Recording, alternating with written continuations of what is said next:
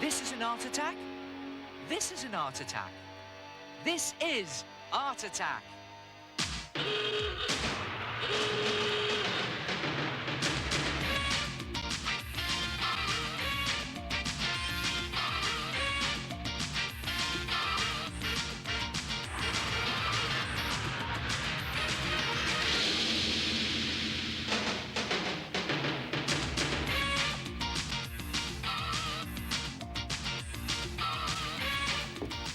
Hello there, welcome once again to Art Attack, the big art show that gives your eyeballs a shock.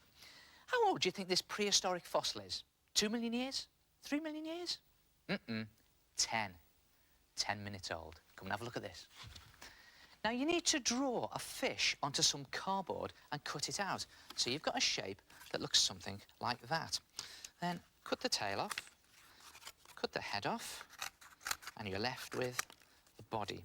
Then the idea is to snip slots in the body all the way along, just going 3/4 of the way up.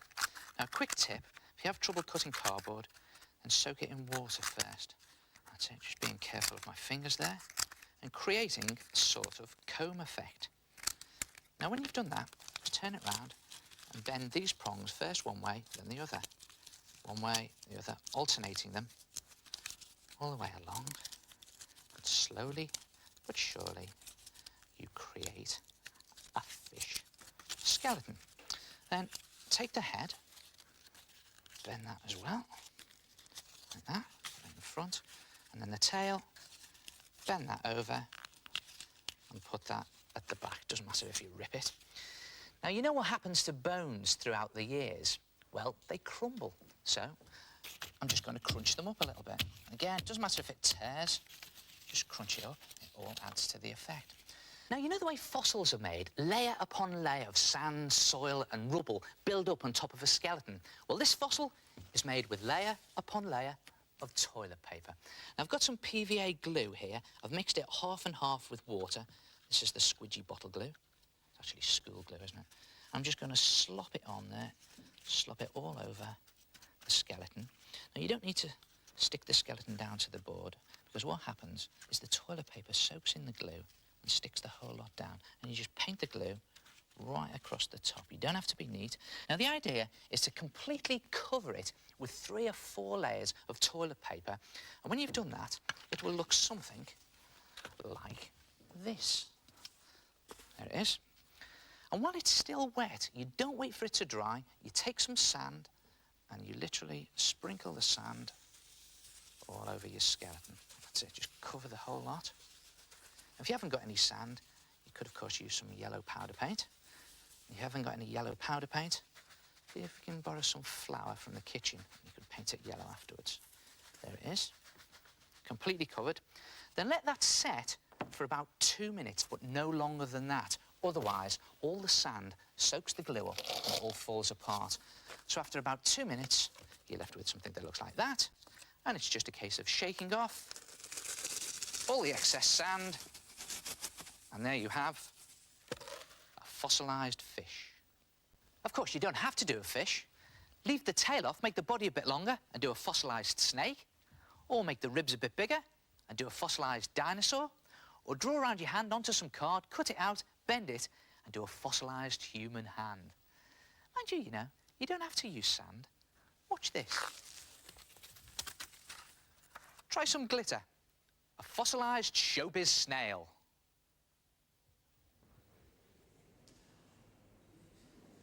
So put down lots of cardboard, PVA glue, toilet paper and sand, and you can make things look thousands of years old. Don't you think it makes me look so much younger?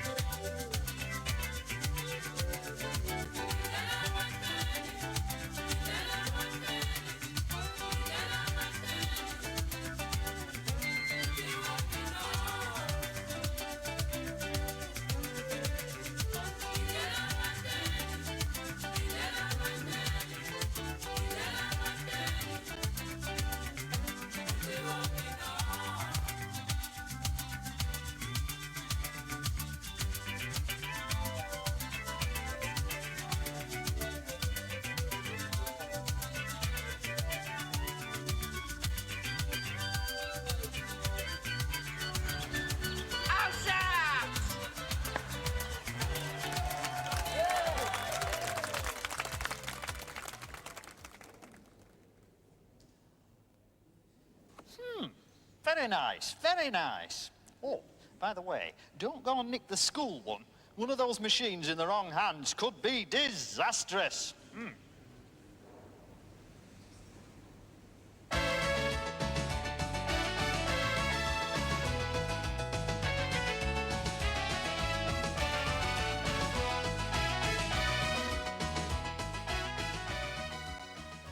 How do you give your artwork that final professional touch? Well, you could always frame it, not with a picture frame, but with a circle. Now, you need something circular to draw around, so I've got this plastic cup. And here's a drawing I've done. It's a silhouette picture of two heads. Now, what I'm going to do is place the cup halfway up the drawing and take a pen and very carefully just go round, drawing all the way around the cup. Don't go through the picture, just side to side. Lift it off, and there it is, beautifully framed.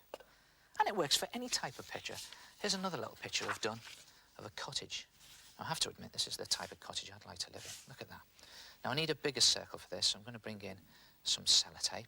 And also, I'm going to use one of these. It's a gold pen. They're brilliant for adding a final finishing touch themselves. I'm just going to draw carefully around the sellotape. If you need a bigger circle, just try drawing around plates. Carefully lift it off. And again, beautifully framed. Now, there's something else you can do to this. I'm just going to bring in a ruler. I'm just going to draw 3 lines either side of the circle, roughly about the same length, and just touching the side of the circle. There it is. And there is something else you can add to your picture, a fancy ribbon. Now, don't worry, not a real one, a drawn one. Have a look at this. What you do is you bring the corners down here, like that. Now, don't worry, it's not as complicated as it looks. I'll show you how to do that. You've just got to remember 2S, right? There's a 2 and there's an S. If you practice them, draw them together like that, and then just do curved lines on the edges, all the edges like that, about 1 centimetre long, and just join them up. There it is, all the way round. And you can put some fancy bits in when you get good at it. And it just adds to that final professional touch if you put a little message in the ribbon. And let's see what I know I'll write here. Home. Sweet home. And there it is. Just give your artwork that final professional touch. It's a nice tip, that. How to make your pictures look great by finishing them off well. Just look at me, an ordinary sort of statue made to look absolutely wonderful by the finishing touch of the laurel leaves. Hello? Hello?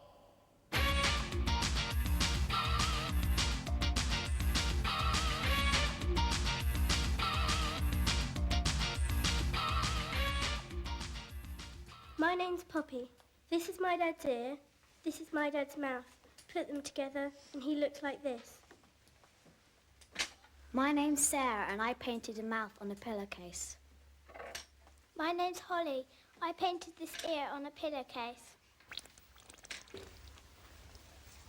My name's Sarah and these are the eyes I painted on my pillowcase.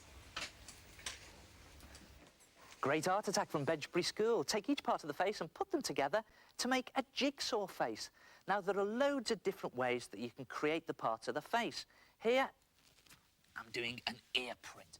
Nice and smudgy there. I've been using face paint on my ears. Makes me look like a pixie. Now, I think for the nose, what I'm going to do is just use ordinary watercolour poster paint. See a nice big nose in the middle there. And 2 nostrils. I'm using loads of different colours here. It all adds to the silly effect. Now, for the eyes, another technique is to cut out eyes from a magazine. So what I'm going to do is I'm going to place them there. I don't want to give it away too soon. And for the hair, I've taken some scrap paper and I've snipped slots in it like this and then just scrunched those bits up. So that's the hair. And for the mouth, well, I think what I'm going to do is try another technique. I'll do a mouth in felt tip pen. So I'm going to draw a big pair of juicy lips.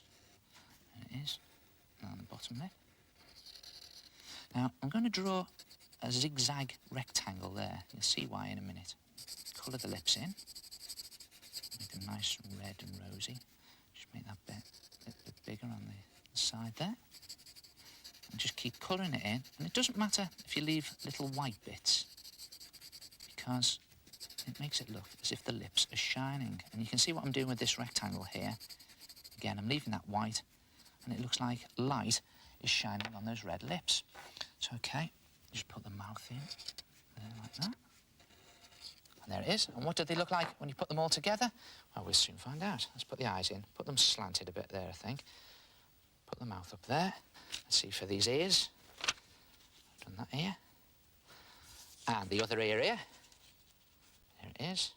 And what does it look like with the hair on? Very silly, I think. Now, the good thing about doing faces in parts like this is that not only can you try out different features and make it even funnier, but if you do make a mistake on one of the features, you can throw it away and you don't have to start the whole thing again. Of course, you can make it as funny as you like, using any technique you like, as big as you like. Aye, aye.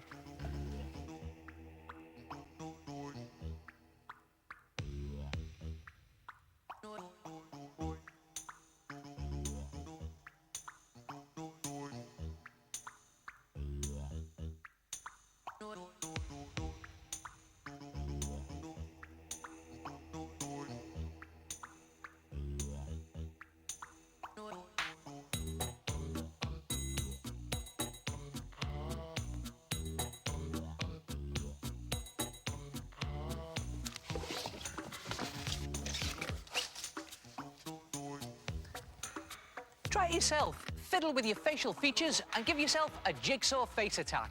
I'll see you next time. Ta-ra!